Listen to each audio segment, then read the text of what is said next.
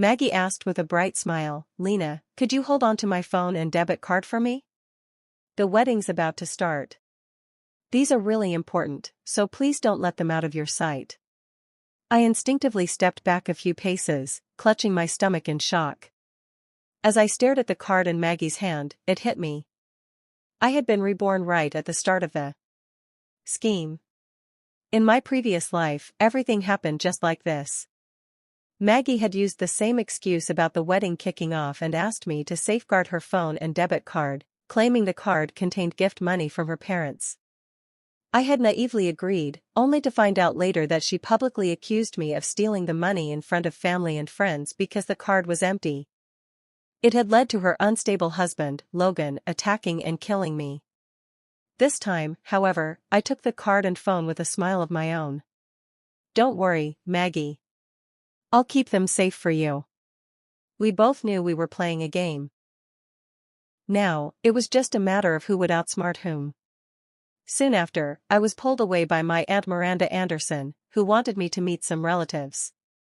Miranda announced, gesturing to the card, "This is what we gave our daughter for her gift money. Every penny of it is in there, and not a dime less." The miserly Miranda handing over such a large amount seemed off.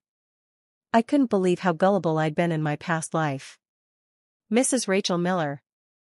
I called out as Logan's mother, Rachel Miller, appeared. I escorted her to a seat in the front row. The wedding proceeded just as I remembered it. Maggie looked blissfully happy on the arm of Logan, who gazed at her with softness. Yet beneath this picture-perfect moment were a treacherous woman and a mentally ill man. When the officiant handed the microphone to Maggie for her speech, she aimed her gaze straight at me, eyes gleaming with the confidence of someone about to execute a perfect plan. As many of you know, my parents gave us a substantial amount of gift money, but it's not without strings attached. All of it will go to my new home with my husband, Maggie declared, and Rachel's expression visibly lightened. Maggie's father, Vincent Anderson, and Miranda had demanded a whopping $1.88 million as gift money and wanted the house titled in Maggie's name, unusual since local customs dictated an amount of only around $180,000. Rachel had grudgingly agreed to the money but not to the house deeded exclusively to Maggie. Some relatives were murmuring sympathetically to Rachel. Maybe I had her all wrong, Rachel admitted, visibly moved. I watched Maggie as she put on her act. This was the same sweet expression she wore when she sent me to my death before. I entrusted the debit card and phone to the person I trust most, Maggie announced with an air of sincerity. She then looked at me. Lena, could you bring them over? I walked towards her, aware of her scrutinizing gaze. She was like a hunter watching their prey walk into a trap. Maggie took the phone and debit card, projecting the phone screen onto the large display. Opening the banking app, she entered the card's password. As she typed in the final digit, there was a collective gasp from the audience. What's going on? Isn't this the right card? The big screen showed a glaring figure, $0.00. Rachel was glued to the screen, staring at the number. Vincent and Miranda stood up, their expressions darkening. Being through this once before, I saw through their feigned disbelief. It took Maggie a moment to grasp what was happening. She looked from the screen to me in shock and supposed sorrow. With the audience's attention locked on her, they naturally followed her gaze to me, and whispers started to ripple through the crowd. Could she have taken her cousin's gift money? The murmurs were accompanied by condemning stares, some openly disdainful, others more discreet. No way, Lena wouldn't do that. I must have grabbed the wrong card, Maggie hurriedly defended me, yet she had no explanation for the missing money. Her half-hearted defense only fueled the crowd's suspicion. I bet it was that girl who transferred the money, a man accused loudly, pointing at me. I remembered him, in my last life, he slapped me when I tried to defend myself and call the police. You ever heard of a thief calling the cops on themselves? Absolutely shameless. He had spat on me then. He seemed like a plant Maggie might have hired. No one else was as frantic as he was. I didn't take it, I stated plainly. He sneered, saying, "If you're so innocent, let's check your phone for any mysterious DEP since the money disappeared while it was with you." He reached towards me to grab my phone. It seemed he was just a busybody, after all. I caught his fingers and twisted them sharply. Maggie accidentally opened the transaction history, revealing a large transfer made just half an hour ago. At that time, both the card and phone had been with me. "You worthless piece of trash, stealing Maggie's gift money!" Miranda screamed, charging at me, her hand poised to strike. I wasn't going to stand there and take it, so I darted behind Maggie, shouting, "I don't even know her password." Miranda, panting, hissed, "You two are as close as sisters, you can't tell me you didn't know all." Maggie's passwords are her birthday. Sure, Maggie and I were close, but that didn't stop her from stabbing me in the back. "Then let's call the police and clear my name," I retorted. Maggie's reaction was immediate and exaggerated. "No. Lena, that would give you a criminal record. Just give the money back, and I'll forget all about it, okay?" she pleaded, tears shining in her eyes. "I know you might be struggling for money, but this is something I can't give you," she continued as Logan began massaging his temples, looking increasingly agitated. His eyes were bloodshot, and within arm's reach was the cake Maggie insisted on having. And a knife. Suddenly, I met Logan's blood-red gaze. He was about to lose control. I edged further behind Maggie. Miranda kept up her threats about calling the police. Maggie clung to my arm, making a show of pleading. "Lena, please give back my gift money." She gripped me tightly, trapping me, not letting me reach for my phone. I yelled in desperation, "I didn't take it. If I did, let lightning strike me down when I leave today." Ignoring my words, they continued their loud accusations, purposefully raising their voices. Out of the corner of my eye, I saw Logan reaching for the knife. Enough. The drama finally reached a halt when Rachel interjected, her expression stern, cutting through their farce. Miranda and Maggie fell silent immediately. Even Logan, hearing his mother's voice, withdrew his hand from the knife. Rachel focused on Maggie. "Do you have any proof it was Lena who transferred the money?" At the question, Maggie glanced at Logan, but he made no move. Her signals went unnoticed, failing her plans. This debacle was meant to end with me being stabbed, but Rachel's sharp gaze derailed Maggie's confidence and she droned her head. "Mom, Lena knew my password, and she had my phone." I looked at Maggie, deeply hurt. "Maggie, I'm your cousin. Why would I do something like that?" Vincent stepped in, his accusation carrying weight as my only remaining family. "Rachel, it must have been her. We treated her like our own daughter." Yet Rachel's expression was unchanged, she studied Maggie thoughtfully. The slap that followed was loud and fierce, knocking Maggie to the floor. "You little b***tch. Rachel cursed. Seizing the moment, I decisively called the police. "No, don't call the police." Miranda, who had been clamoring for police intervention, suddenly reversed course, only to be kicked towards her shoulder by Rachel. Panicked, Maggie argued, "Mom, she stole the money, the evidence is clear. Just have her return it, no need to make a scene."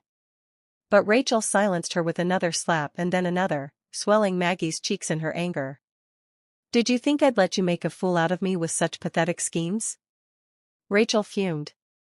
In the previous life, they had luck on their side, and their flawed plan actually worked.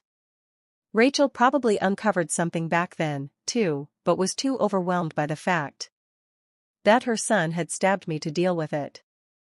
Now, this time, I wasn't the one being stabbed, and Rachel was thinking clearly.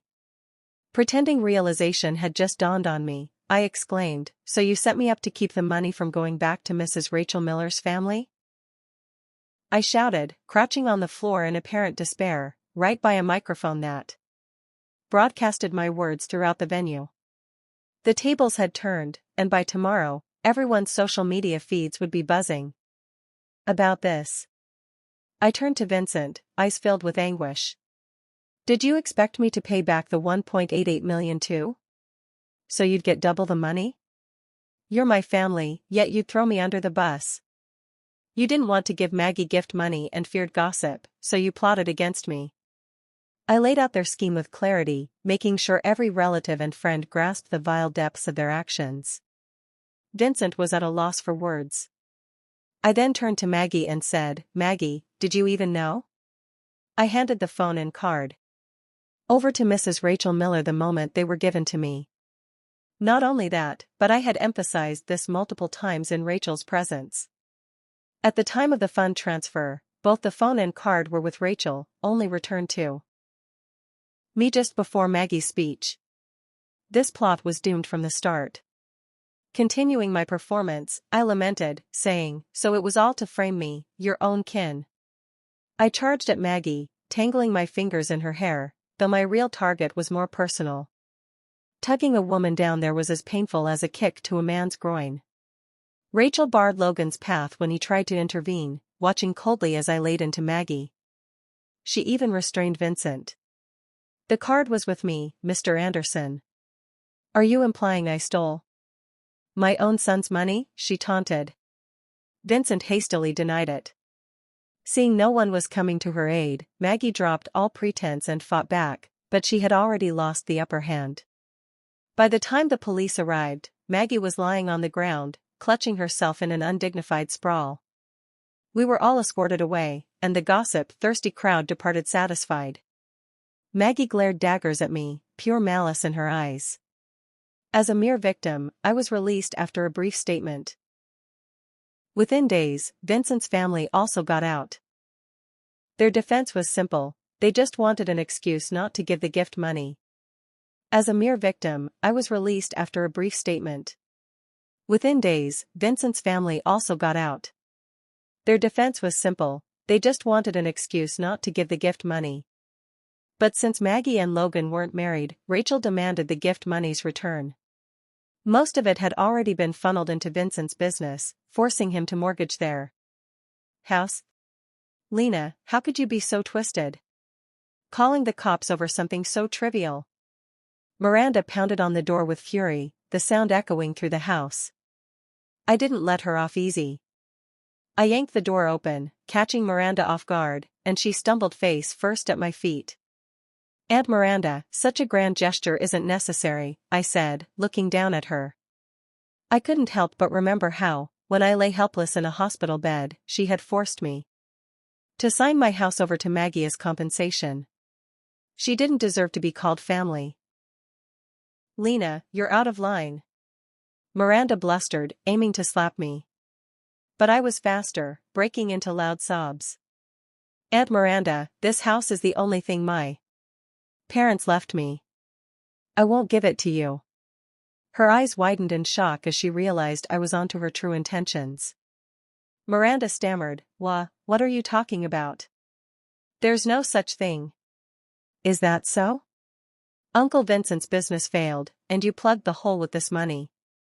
Not only did you want to withhold Maggie's gift money, but you also intended to pin the blame on me," I retorted, laying bare the entire plot in a few sentences, shutting down her plans. I continued, "Uncle Vincent's business is a bottomless pit.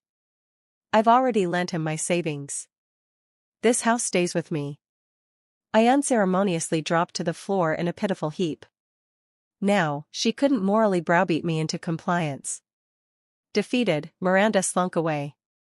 I posted the wedding video and the recent recording online, including the investigation results of the money's whereabouts. I shared it in the family group chat, too, titling it, "Where did the disappearing gift money go?" I should take the initiative so as to flush out the snakes and prevent a gossip storm. While I was shopping, Logan somehow tracked me down. "You ungrateful B***tch. Logan snarled, wild-eyed, brandishing a bat at my head. His eyes were murderous. He wasn't just angry, he meant to kill me. The bat swung closer, death beckoning, and I found myself frozen in place, unable to move. "Stop."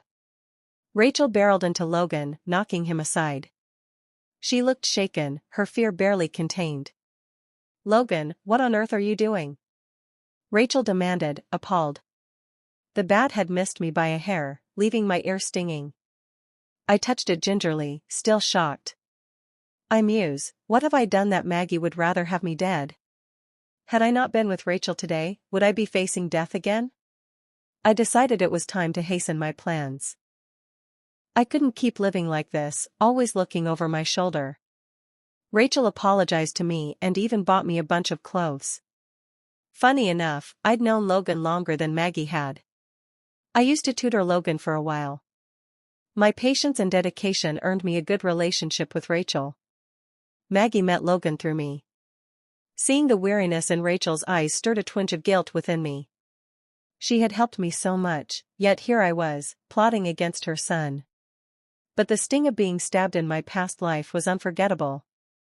Even a madman must face the consequences, and Logan truly wasn't a good son.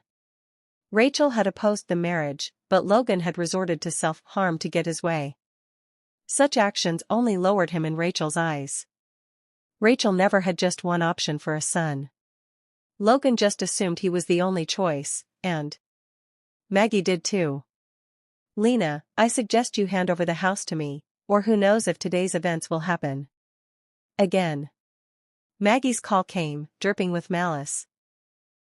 She was clearly aware of the day's events. I retorted bluntly, you're delusional if you think a few words will get you my house. This place was prime real estate, worth several times more now than when my parents bought it, around a cool $5 million. I was an orphan sitting on a gold mine. No wonder she'd rather see me gone to patch up Vincent's debts. Maggie sneered, saying, Lena, you know the law doesn't punish the insane for murder, right? Logan only listens to me. Call the cops if you want, but it won't change anything. I just vented a bit, and who knew he'd go off the rails? The veiled threat was blatant. I mused, is robbery this brazen nowadays? But she wasn't wrong, she was a classic case of a lunatic, having nothing left to lose. With Logan as her weapon, Maggie was fearless. Over my dead body will you get that house, I snapped, ending the call. I mused, doesn't she realize that a weapon can backfire? It was clear I couldn't stay home, so I moved in with Rachel for the time being. The Miller family was involved in business. Rachel had 2 sons, Logan, who suffered from severe manic episodes, and Barry, who was intellectually challenged. After Logan was born, Rachel put in most of her effort with him, leaving little for Barry. But Barry was just slow, not unkind. Hello, Ms. Anderson, Barry greeted me sweetly. I gave him a hug, asking about his meals, his playtime and his studies. He replied steadily, albeit slowly but fluently. When Rachel returned, I suggested Barry go say hi to his mom. Mom, he called, his eyes. Rachel confided, sounding defeated. His condition has been all over the place lately. We wanted him to stay in the hospital for treatment, but he ran away. Logan was holed up at Vincent's, claiming he'd kill me to make amends with his beloved Maggie.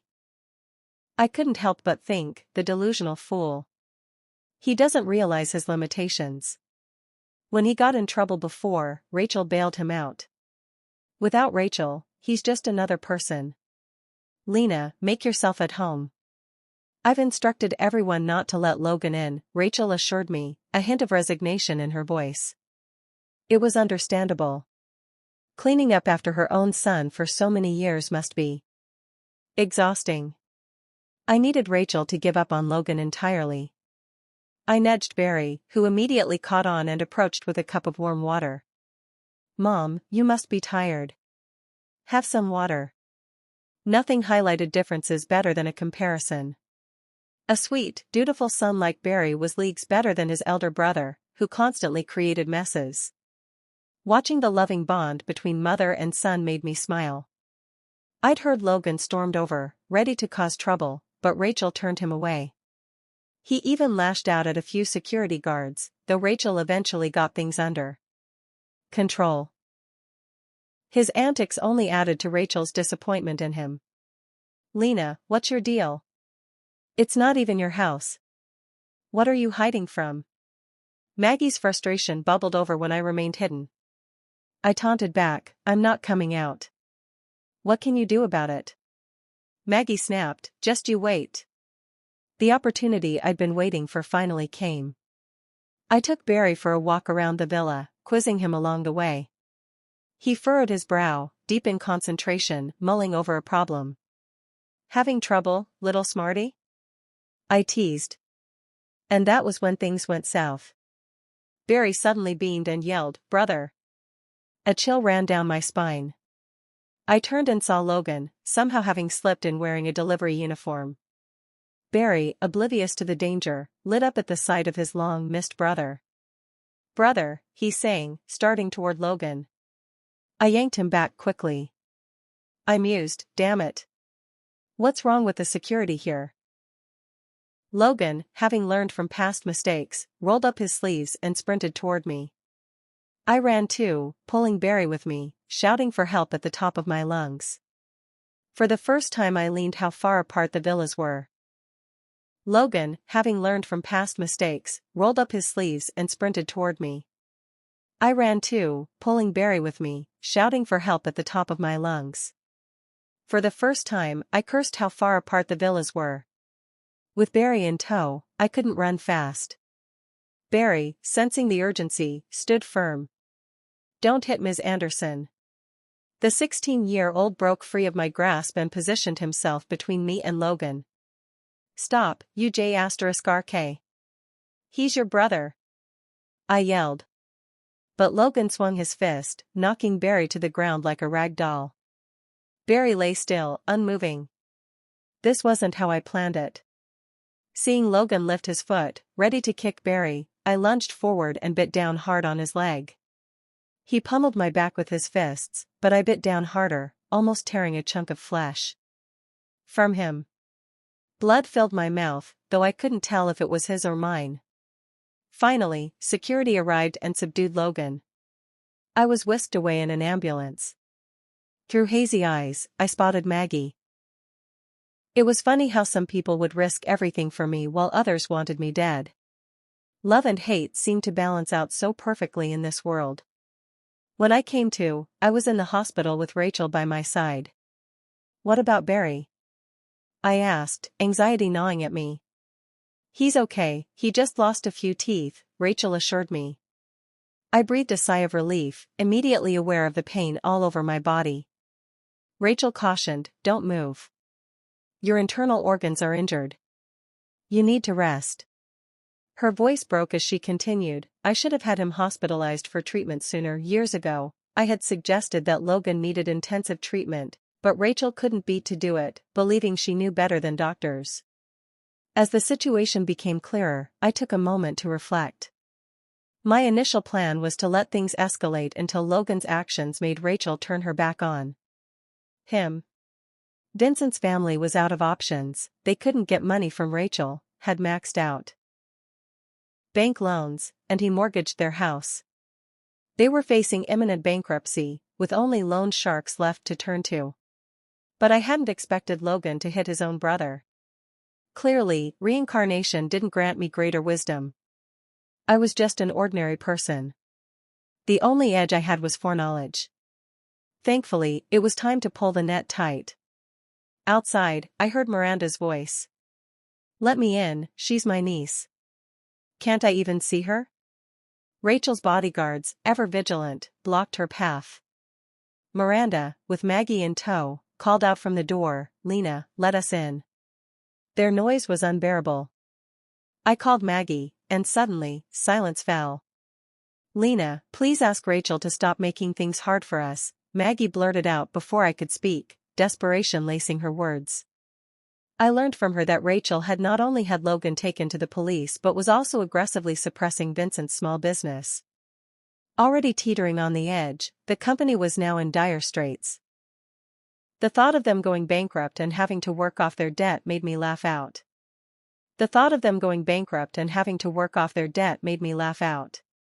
Loud. Hearing my laughter, Maggie shrieked, saying, "Are you laughing? You're enjoying my misery, aren't you?" I cut her off. "Yes, I am. The worse off you are, the happier I am. The commotion at the door resumed until security escorted them away. Vincent's bankruptcy came even faster than I anticipated, thanks largely to Rachel's efforts. Once she discovered Maggie's role in instigating Logan, she unleashed her wrath on Vincent's family. When I went to see the chaos, Maggie was bickering with Logan. Meanwhile, Rachel was busy selecting a psychiatric hospital for Logan. She finally agreed to release him only because his days of freedom were numbered. 2 towering bodyguards followed closely behind Logan. Maggie slapped him hard across the face, and the bodyguards did nothing. They were only there to restrain him if he lost control.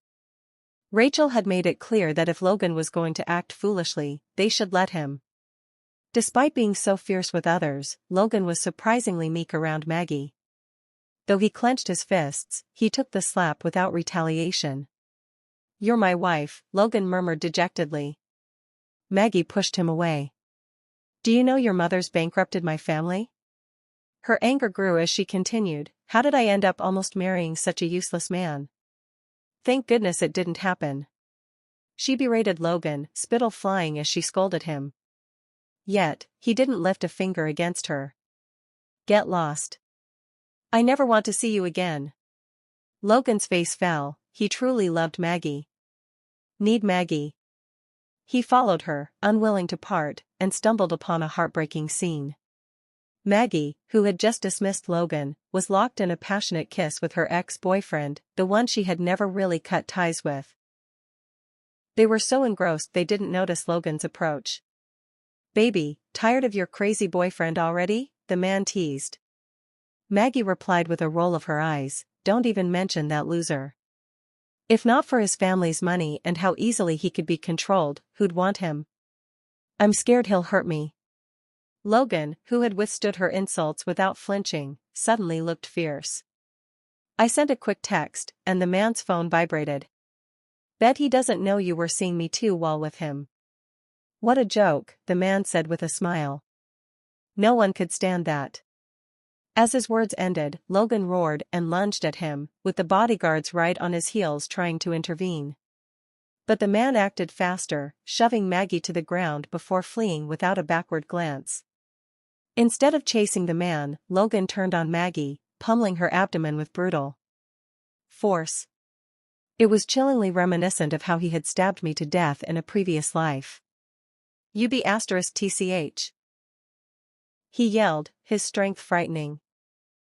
Maggie's stomach quickly showed the marks of his assault, despite the bodyguard's efforts to pull him off her. With a cry, Logan tore a chunk out of Maggie's face before they finally knocked him out. An ambulance and the police arrived simultaneously. I went with them as Maggie was rushed to the hospital. She wasn't going to make it. Her spleen and liver were ruptured. She was already dying before we even got there. The doctors urged me to talk to her, so I did, watching her struggle as she coughed up bits of her insides. "Why do you hate me so much?" I asked, burning to know the answer. We were cousins, growing up together, yet she despised me. Maggie's awareness briefly returned. Realizing she was dying, she laughed. "Why do your parents love you, and I get scorned for not being a boy? They even wanted to marry me off to a lunatic. It's not fair." With those final words, her life slipped away. "So that's it? Such a petty reason?" I murmured, a sense of futility washing over me as they covered her with a sheet and wheeled her to the morgue. Rachel remained detached through it all, she was focused on guiding Barry now. Logan was sent to a psychiatric hospital and abandoned by everyone. It was unlikely he would ever be released. I had arranged another surprise for him, too. I sent the final payment to Maggie's ex-boyfriend, who was actually an actor I had hired. And with that, everything finally came to an end.